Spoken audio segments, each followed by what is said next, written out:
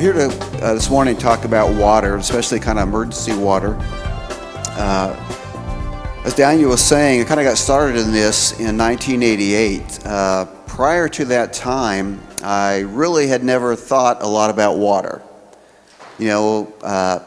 Whenever I needed water, I just went to the tap, turned it on, the faucet. There's always good, clean water available.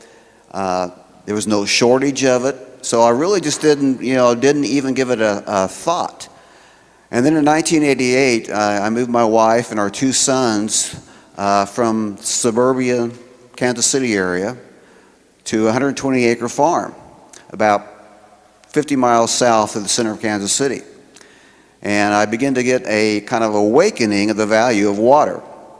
We actually moved in to a house, kind of a long story, but it had been struck by lightning, a farmhouse, and we actually ended up, because our house in the suburbs sold, we ended up moving and actually living in a shop/chicken house for about 3 months while the house was being redone and restored. The kids thought it was great. It was kind of like camping out for them. It wasn't quite the same thrill for us, but it was an interesting experience. Our water source at that time was a hand-dug well. It was 10 foot in diameter, and it was about 20 feet deep. Well, that and it was about 200 yards from the house. That's actually in a tree line. Let's see if I can get this to work.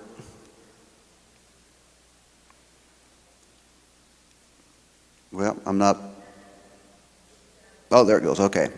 And that's kind of a picture of it there. But that first summer that we had moved in, all of a sudden I went to the faucet to turn on the faucet, and nothing happened. There was no water. And so I thought, well, okay, I'm going to call the water department and we'll get this straightened out and get our water back on. And then all of a sudden I realized I'm the water department. And it was kind of like, whoa. And so what happened was the pump had gone out in the well house and had to be replaced, and also had to replace the pressure tank in the well house. So we were without water for about a week, at least a week at that time. And so that was kind of a really wake-up call to, water's just not always there. And again, it's kind of like electricity. You just go and you think, well, every time I flip on a switch, light comes on. I don't really know how it works. I just know it's there, and I never really thought about it. Well, that winter, we had the pipes in our crawl space froze, and so we were without water again for several days until we could get all that thawed out and get water running again. And so I began to kind of waken up to the fact that, water's kind of important. It's really a hassle when you don't have it, and it's really necessary.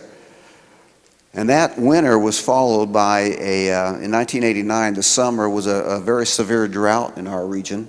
And that well that I told you was about 20 feet down deep, we got down to 1 foot of water. So that meant, taking 2-minute showers, saving the water in buckets from the shower to reuse in toilets, brushing your teeth with, a little cup of water. Everything we could do to think could conserve that water. Plus, there was always also the extra bonus of being able to having to go up to the well house to check, measure the depth of it, see how much water I had left. And every time I'd go up, there was a little, like 3 foot by 2 foot door on the well house, and so you'd open it up, and there'd be about 3 or 4 foot long black snakes that would be hanging in the doorway. So it always made the trip up there kind of a little exciting. And plus, we also had a bees that decided to make a home up there. So it was all, it was a very interesting time. And so I began to learn a lot and have a new appreciation for water and how valuable it is. A couple years later, we moved to a new house, built a new house on the same property down. And this last winter, this is actually a picture of even in a new house, you can have water issues, obviously. We had a water leak, and we have about a 75 yard to the water line and trying to figure out where that water leak was. So even though we are now on rural water and so we have a great quality water, it would be very easy to become complacent and dependent upon that. But after the experiences I've had in the past, I've kind of learned, we really need to look at some alternatives. So I'm going to give you some water facts as we go through this. Water is number one. As Dr. Williams was saying, it's the most critical thing you have to think about. You can store food, but if you don't have water stored or you don't have a source to purify water, you're not going to live to eat that food. So that needs to be at the top of the list. How much water do I have? How can I get more? How can I purify it? Water is number one. You can go 3 minutes without air, 3 days without water, and 3 weeks without food. Now, the average person loses between 2 and 3 quarts of water a day through urine, sweat, or just simply breathing. 60% of the body, 75% of the brain, and 83% of the blood is water. Now, at 20% dehydration, you will die. So water is very important. Now, as this slide shows, water is heavy. Depending on the container you're carrying in, it's about 8.5 pounds. Now, that really is going to affect transportation. So as you think about, okay, I have let's say, you say in your neighborhood, we have a pond or there's a lake, in our neighborhood where I could get water. You have to realize, yes, you can get water there, but you have to transport it also. And at 8.5 pounds, if you're walking, that can be a lot. Or even if you're in a vehicle, even transport it to your vehicle. So you need to think about that 8.5 pounds, water is heavy. In third world countries, the average person walks 3.7 miles to get water. So if you think about that, how blessed we are here in this nation in the availability of water that we have and the ease of it.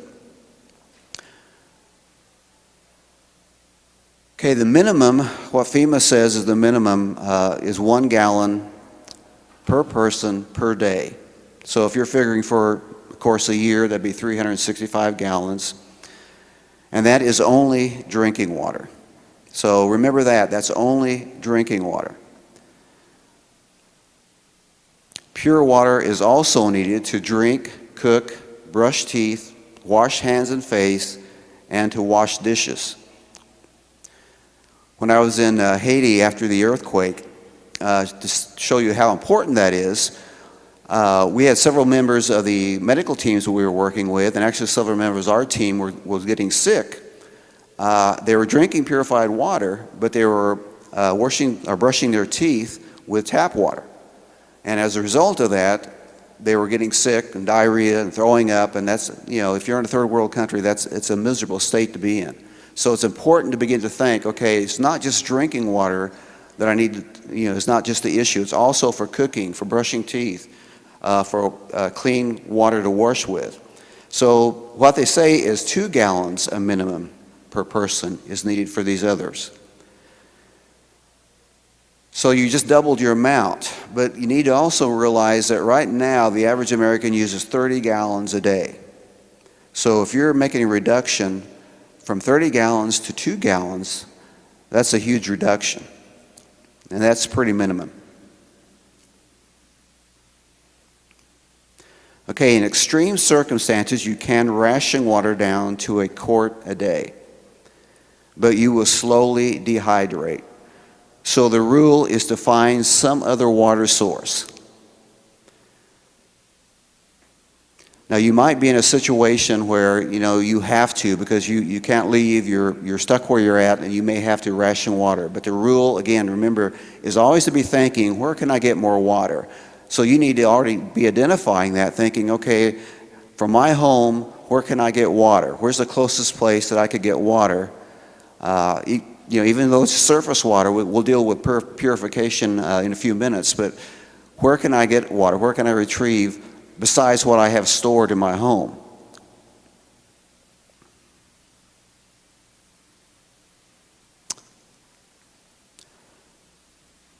Okay, storage options. Okay, as you see in this picture, I took this picture, we have gallon jugs, these 2-liter bottles, 5-gallon jug containers, 55-gallon barrels, 275-gallon IBC containers, and the IBC containers, they have a couple out here actually in the floor. But there's several different methods like this that you can store water in. And we have some of all those. I've got, this is actually taken in my basement, and we have, the jugs, the gallon jugs, the 5-gallon jugs. We also have a couple 55-gallon barrels. I also have outside water that I capture through rain harvesting. So you need to begin to think, okay, how much do I need to store? For how long a period? How long will that last? Now, one thing you do not want to use is to use 1-gallon milk or juice containers. And that's because the milk and the sugar proteins can't be adequately cleansed from it, and it will lead to bacteria growth in your water. But you can use 2-liter soda bottles. So if your family drinks a lot of soda and you use the 2-liter bottles, you can easily sanitize them with solution of first wash them out with soap and water, and then use a solution of 1 teaspoon of liquid bleach for a quart of water. Put your cap on, shake it up so that it gets up into the grooves of the cap, and then re-rinse it out, and you can fill it with tap water, and you can save it there. Now the negative thing on the one thing on the 2-liter bottles obviously is that they don't stack very well, but they're usually made of a sturdy plastic, and they will hold up.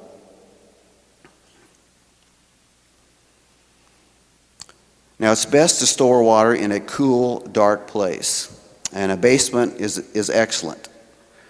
They say it's best to keep your plastic bottles off the concrete because concrete and the plastic can have a chemical reaction and can deteriorate the bottom of your jugs, and they can end up leaking. So that does not necessarily mean you have to put it on a shelf like in the picture. You can actually just put a piece of cardboard on the ground or on the concrete and just set your bottles on that.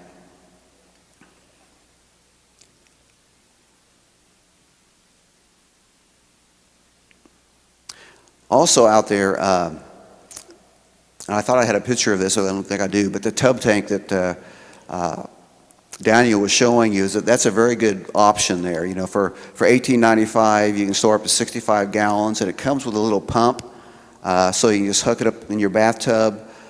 Now, the only thing about that is that obviously it's not reusable, so you have to begin to think this would be for something that you know is coming, an event's coming, or maybe events happen and you still have water pressure, but you think you may be losing it.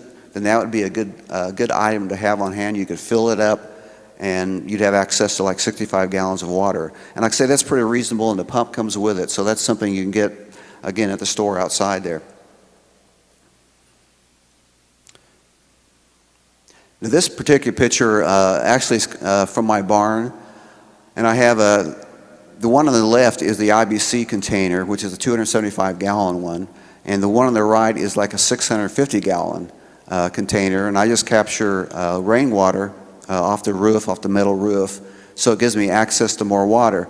Now, I don't use that to drink right now, so it'd be more for emergency. In fact, what I use it for now is for watering plants and watering the garden. But in a case of emergency, I'd have access to a lot more water that would be very close at hand. Also, there's advantages with the rainwater because it has zero hardness. There's no sodium in it. So, and it's a lot better for plants than your city water would be. And I also have another 450-gallon that I actually capture from my sump pump. My sump pump usually runs a lot in the early spring, and so I capture that water out of there. And I'm thinking about putting in actually an underground cistern, because one thing advantage you would have here would be that you don't probably have to worry about things freezing, while in Kansas City area, when we get several days where it may get down to zero, that's an option there because I usually end up draining these tanks in the winter. But you guys probably wouldn't have that issue to deal with.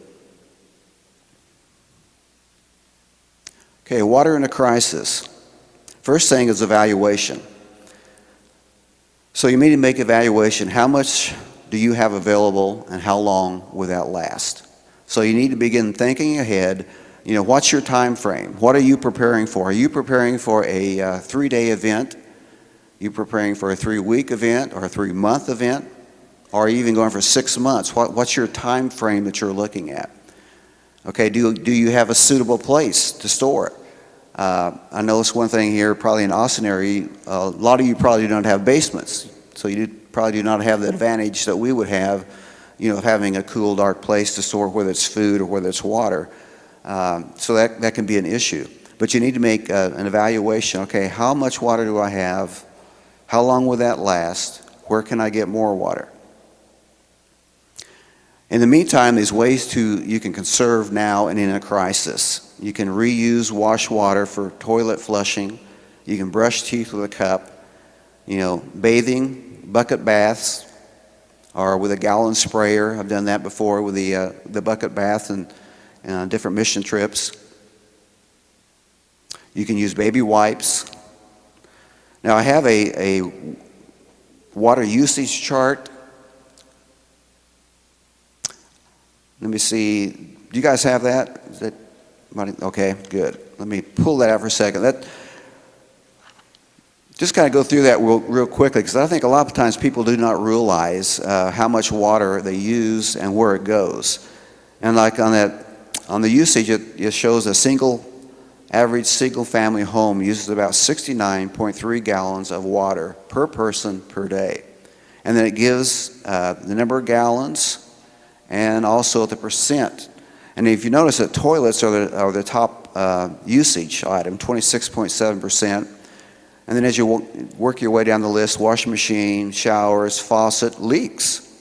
I thought that was pretty interesting that you can lose, the average home loses 13.7% just through leaks. And a lot of times that's a stool that's running.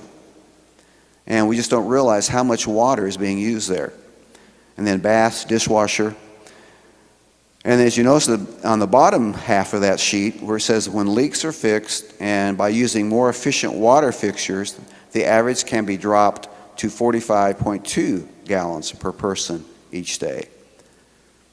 And that's a savings of 723 gallons per person each month. And also look at the very bottom of that where I have in there what the average household water use in various countries. And you see United States uses 150 gallons daily, China 22 gallons, United Kingdom 40 gallons, Kenya 13 gallons.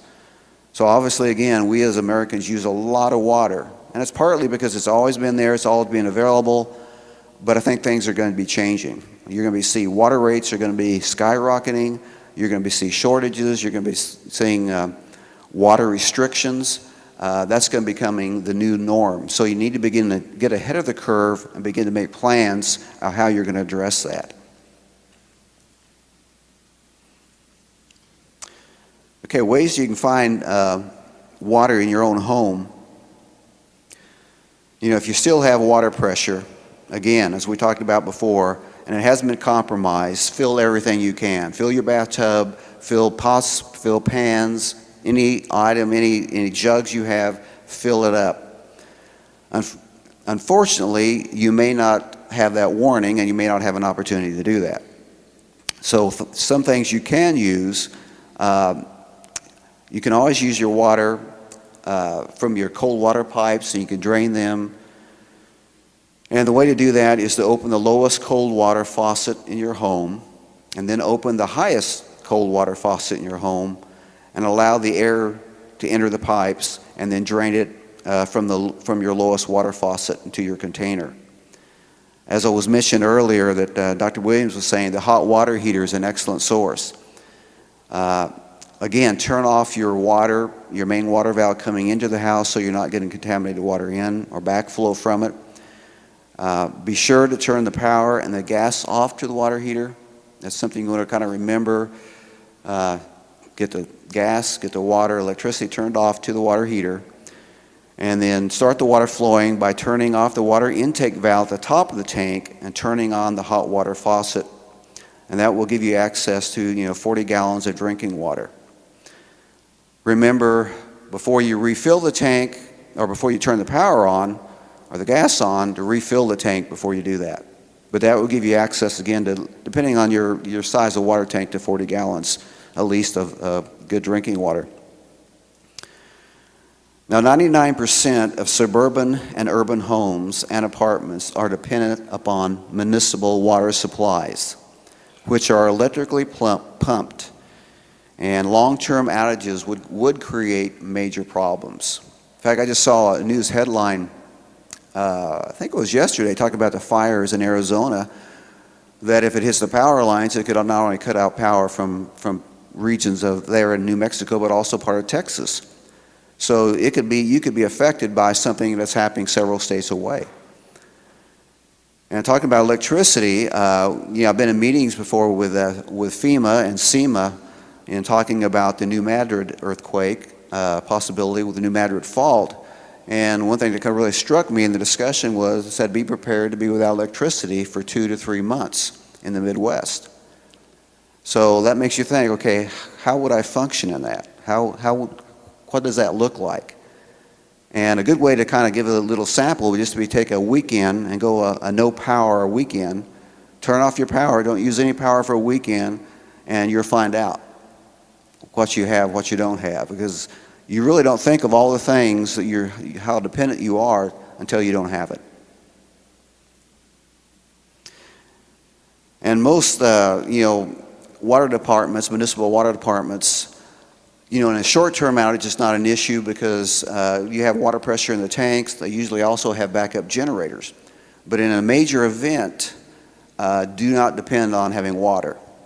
So there's a big difference between an ice storm and a major earthquake or hurricane as far as your water usage and availability of it.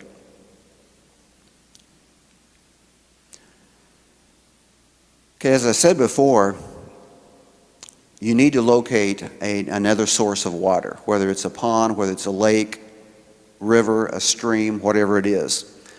But all groundwater needs to be purified. So that's something to remember. Locate your source and realize that it needs to be purified.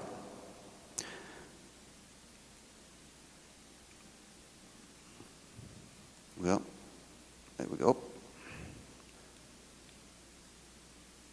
Okay, how to purify water. Now, all groundwater, again, needs to be purified. Now, what you are purifying the water from, there's 3 different categories. The first is protozoa. Now, that's things like amoeba, giardia, cryptosporidium, and they range in size from 1 to 100 microns, and the average size is 16 microns. Now, the reason I'm giving you the microns is because when you're looking at commercial water filters, and that's what the choice that most people make when they're thinking about how they're going to purify water. They're looking at commercial water filters, like there's many different brands that are out here that you can look at. And so you're going to be looking at the micron ratings. So the protozoa are the largest category of things that you're trying to purify the water from. The second is bacteria. Now that's things like dysentery, typhoid, E. coli, cholera, and it runs from 0.2 microns to 1.5 microns. So as we go through the categories, they're getting smaller. Now, all the purifiers you'll see out there, the filters, will take care of the protozoa and the bacteria, these 2. Now, the third category is viruses. Now, again, we're talking about waterborne viruses. That's things like hepatitis, yellow fever, polio, Norwalk. Now, they range from 0.04 to 0.1 microns. So we're really getting small there. But something I want you to remember about viruses is that virus pathogens are usually not a common problem in most areas. So unless there's been an outbreak of a viral disease, and it's, again, a waterborne viral disease, that is normally not going to be a problem. So keep that in mind when you're looking at the virus issue. And I'll be talking more about that and looking at some of the comparisons of which ones will do viruses, which one won't, and even other ways to deal with the viruses.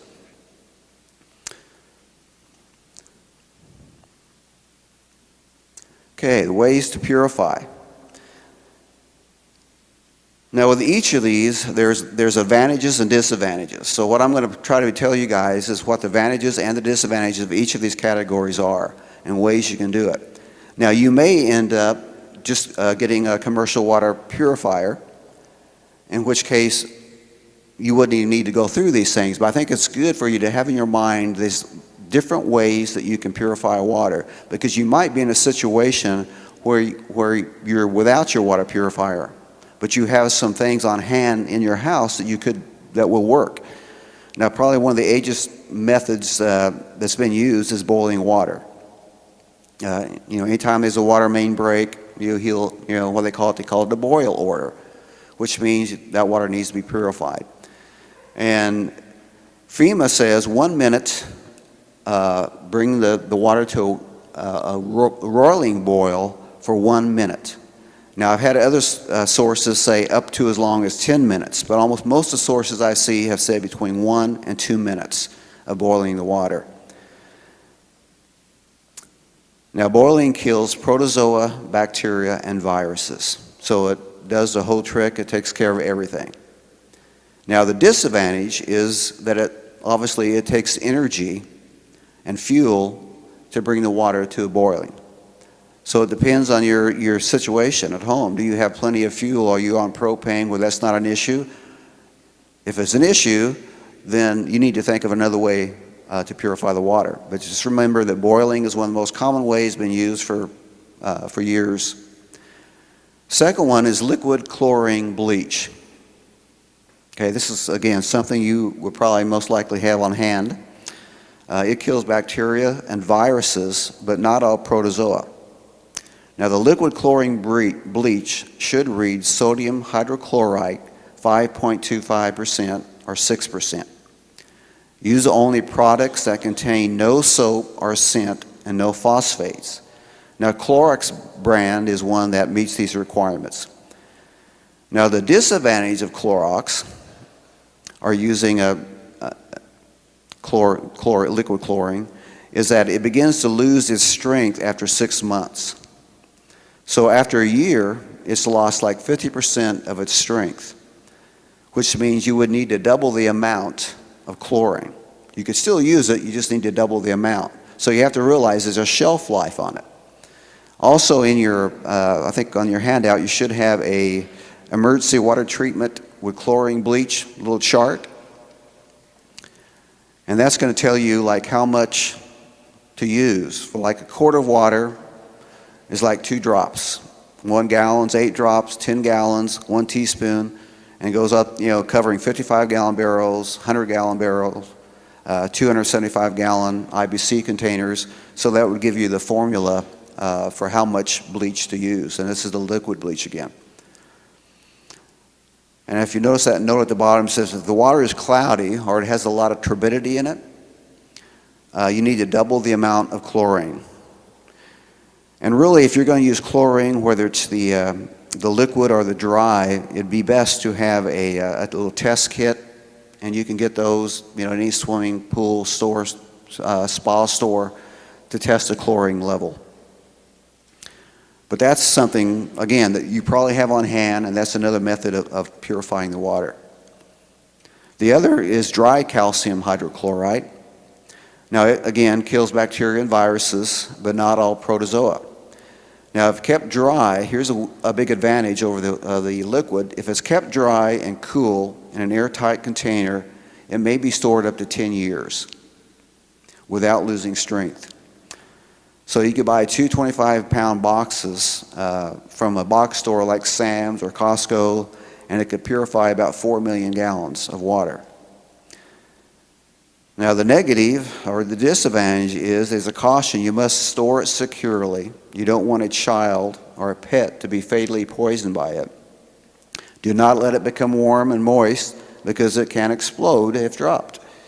And do not breathe it or get it on your skin, because it's much more concentrated than the 5.25% liquid bleach. It's like 70% hydrochloride. And you can purchase that from box store or a swimming pool supplier. But again, I would also suggest you buy a test kit so you can test how much chlorine is in the water, parts per million. Okay, the next category is liquid 2% denture of iodine. Now it kills bacteria and viruses, but again, not all protozoa. And the way it works is you use 4 drops of iodine per quart of water. And if the water is cloudy, double the amount of iodine. In order for the iodine to work effectively, the water should be 70 degrees or higher. Iodine will have an expiration date on it, and it usually printed on it. And once that date has passed, it has lost much of its original strength. So for that reason, 2% denture of iodine is not really used very much anymore. It's not a choice that most people make. But I want you to just kind of be aware of it, that is something you can do and can use. Purification tablets. There's several different brands on the market. You want to make sure that they kill Giardia, because not all of them do. And the way they work usually is 1 tablet will treat 1 quart of water. Prepare the Way carries the Kaodine Micro Pure Purification Tablet. And now that's the only one that is EPA registered purification tablet. And it's very effective against viruses, bacteria, Cryptosporidium, Giardia. And to give you an idea in cost, like a bottle of 20 is $8.95 and a bottle of 30 is $12.95. And it has a shelf life of 3 years. So, that's a good option. Because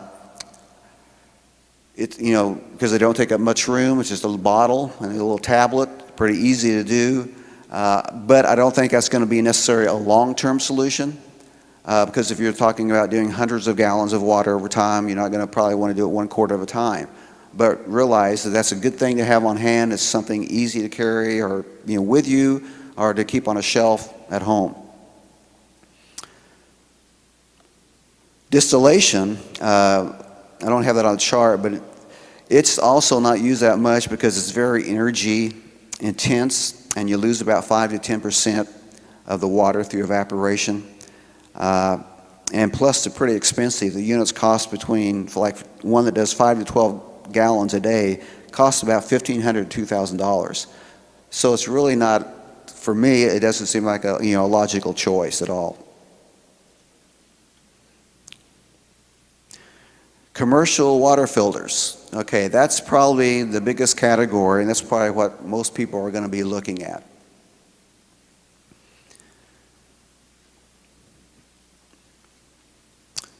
Micron ratings. So as we begin to look at the micron ratings, again, there's 2 different types of micron ratings.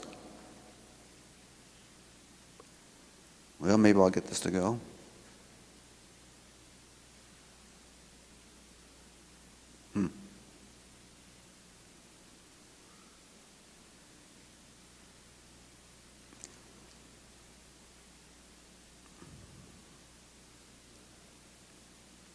Oh, there we went.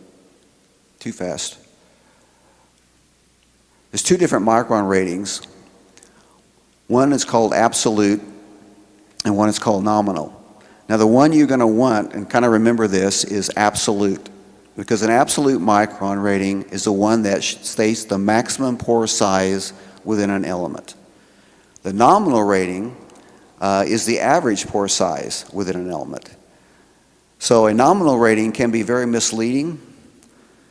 For example, 90% could be 0.02 microns, and the other 10% are 2 microns.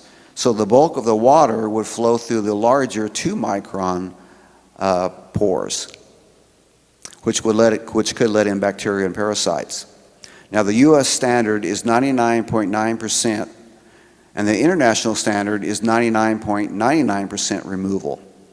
As an example, like the black Berkey element you see out there, you see the Berkey filters, they are 99 point decimal and then 6 nines after that, of removing pathogenic bacteria such as E. coli.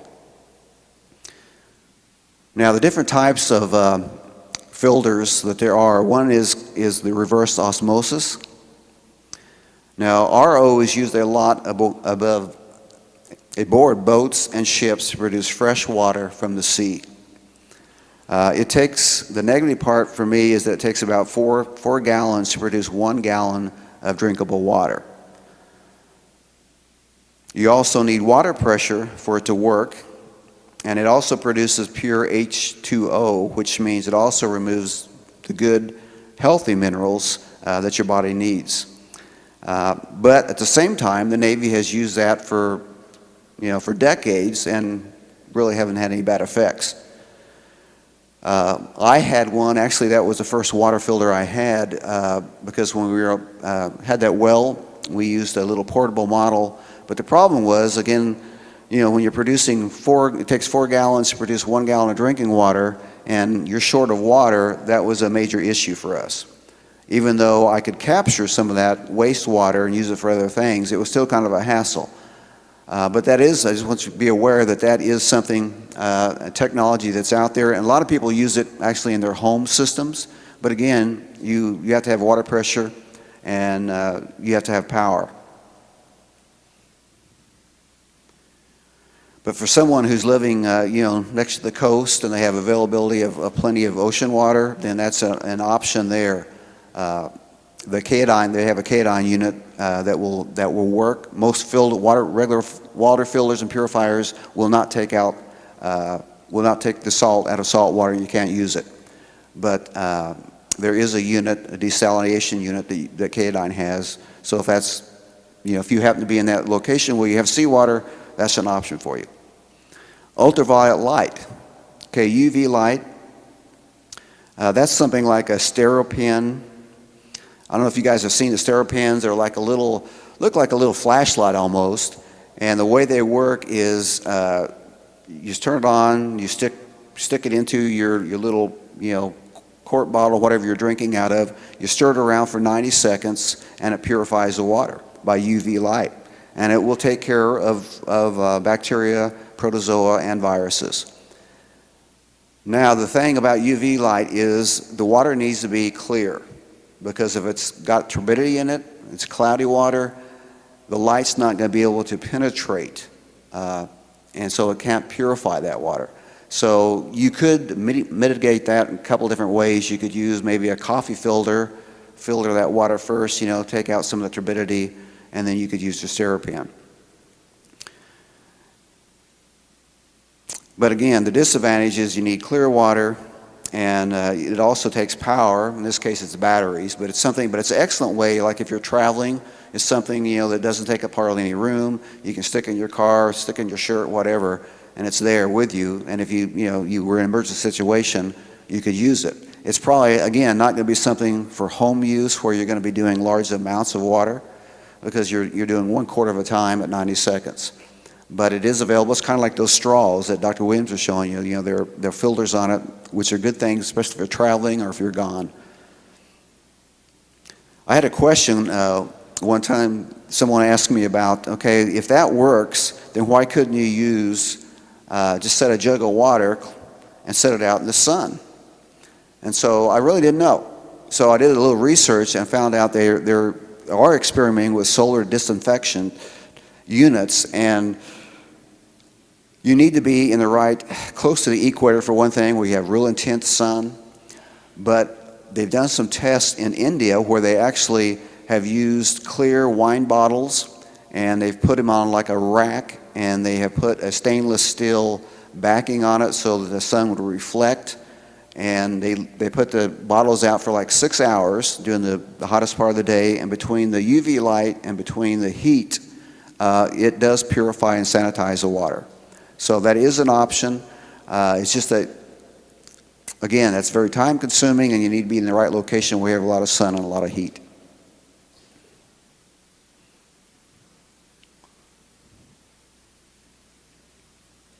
Okay, in your chart, you should have a chart on water filters. Prepare the way. Let me pull mine out.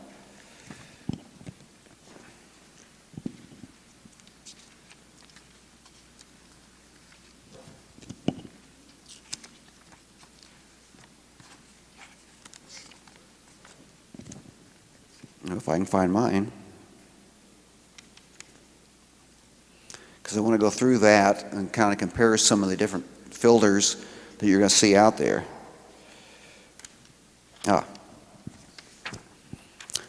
Okay, Berkey. You see at the top of the list there? What I've done is this is not all the models. I've just taken some of the ones to kind of give you an idea of price, the filter life, the output, the replacement filter, so you kind of get an idea of cost, what it would take. Like the first one up there is the Royal Berkey, and that's kind of a picture up there of it. And the way the Berkeys work is that they are gravity fed, so you put the water in the top container. There's actually two containers there. This is stainless steel, looks very nice, and it filters the water by gravity down into the bottom container. You have a little spigot, and that's all there is to it. So you just pour the water in, leave it, and as it filters through. Now, as you notice on that chart, like the filter's life are 3,000 gallons of filter, and most cases on the Berkey, you're going to have at least two filters in there, so that'd give you like 6,000. The filters would last 6,000 gallons. If you have four filters in there, it'd be 12,000 gallons, and it puts out 4 gallons an hour with two elements. Now, if you had four filters in there, you'd double that. You'd put out 8 gallons an hour. Berkey have been around for years and years, been used on mission fields, third world countries, as the K-Dynes have both. So they're very effective, have been used for, again, like I said, for years in every country in the world, really. So it's a very good option. Now, there's different sizes. In fact, in that picture there, you can see starting, there's the small travel size and works up to the big Berkey. And the only difference in these models is that the size, the capacity that you have, the amount of water that each one holds, and how fast, how many filters you can have in it. So the larger the container is, the faster and the more filters you can put in it. And of course, the difference in price. But these are an excellent way to purify water. I have one of these, and also have a K-Dyne model. But they're an excellent way to do it, to purify your water. The next one on there is a KISS, and actually there's two. There's two KISSes, a large KISS and the small KISS. Now, KISS stands for Keep It Simple.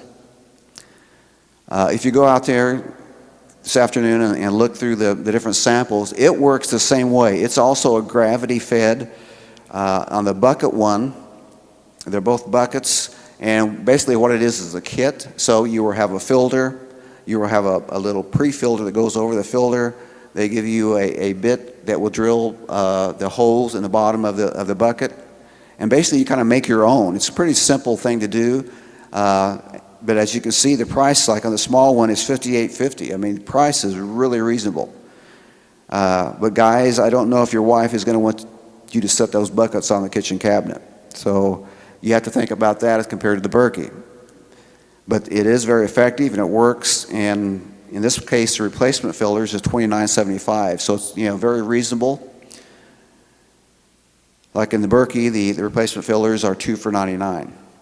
The large KISS kit, he has a sample of that out there that he kind of adapted, and it will produce 204 gallons a day. So that's for our large output.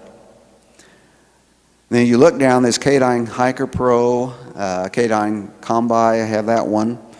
The K-Dyne Pocket. Now that's a little, that's actually a pump. I think I have a picture, that's a K-Dyne Combi. That's that one there's the K-Dyne Pocket that's up ahead. Now on there it says the price, I just recently went up to $349.95. If you go out there, he has some, right now quite a bit cheaper than that, so I'd say get them if you can, if this is the model you want, because the prices are going up. In fact, all these things, whether it's food, whether it's water purifiers, price is going to start skyrocketing all this stuff because there's such a demand. And in fact, many of the things you can't already get because they're back ordered. But the way this works, the difference of this type, instead of being gravity fed, this is a pump. Now, if you ever get one that has moving parts like this, you want to make sure it's good quality. And in this case it is. This K-Dyne Pocket model has a 20-year warranty. because as you're doing the pumping, if you got a cheap thing, it's not going to last. So you want something that's going to be high quality. The advantage of this is that you can, because you are pumping it, it puts out a quart a minute.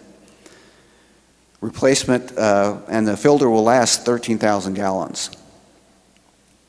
Now that next model is the Kaodine Expedition. See that price, $1,199.95. Rather expensive, but it will produce, filter life lasts 26,000 gallons, and it will produce 1 gallon a minute. So that would really be for someone like for a church or for a home group or for something like that, who's people going in together and they want to produce a lot, or something you could take with you and provide for a whole base camp. That'd be an excellent purifier. Then they have things like the Kaodine My Bottle. Also, Berkey has a little sports bottle, and basically the sports bottle works by just squeezing it, and squeezes the water. As you squeeze it and suck, it forces the water through the filter. And they're used, they don't last as long. They're like 26, 30 gallons, depending what their different usages are. But they're good, again, for traveling because they're easy to carry, small. Now, a new brand that I didn't have on your list because we didn't become distributed until after I'd already sent this list in, which I'm really excited about, is the Sawyer. So you may want to write that down. Sawyer, S-A-W-Y-E-R. S-A-W-Y-E-R. Now they work differently than these other filters. They use hollow fiber technology. So it's the same technology that's used in kidney dialysis. And there are two models that they have that are the only two that take out viruses. Remember how small I said you had to get? Well, these go to 0.02 microns. And to give you an idea on price, they also have you go out there and you see there's going to be a 0.1 and there's also a 0.02. 0.1 will do the protozoa and the bacteria. The 0.02 will also do the viruses. And of course, the disadvantage would be, of course, a little more expensive for the virus model. To give you an idea, like Sawyer 0.1, they have models that are $79.95, $89.95, and then for the 0.02, which again will cover the viruses, that's $129, and another model $219. Now the best thing I think really about the Sawyer brand is that they have a 1,000,000-gallon guarantee on the filter. You don't replace the filter. So what they do is, like on the bucket model they have a syringe that goes with it, and you simply backwash it and it cleanses it. In some models they have an adapter that goes on a faucet, and so you just backflush it and you're ready to go again. So when it starts to clog up, get slow, then you can just backwash it and you never have to replace the filter. So that's a huge advantage right there with Sawyer.